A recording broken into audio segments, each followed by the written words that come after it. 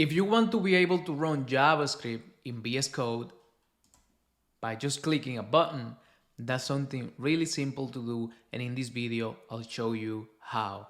Let's take a look.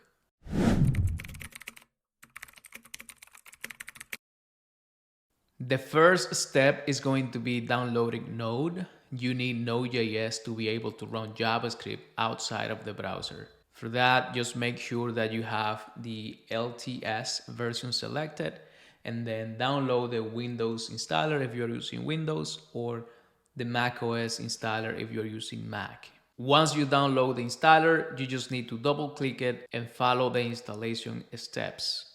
Next, we just need two VS Code extensions. The first one is going to be this one.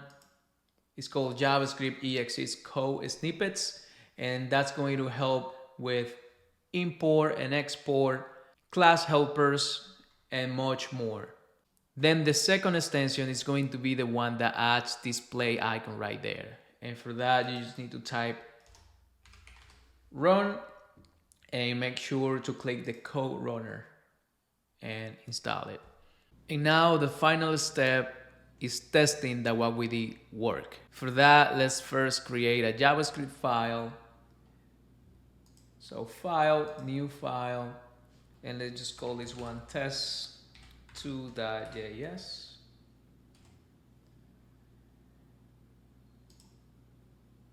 Created the desktop. And here let's type some JavaScript. I'm just going to say console.log. It worked.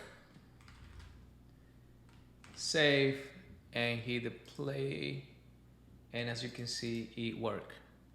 Now, if this didn't work for you for whatever reason, please let me know in the comments the exact error that you're getting or what the situation is, and I'll try to help you out.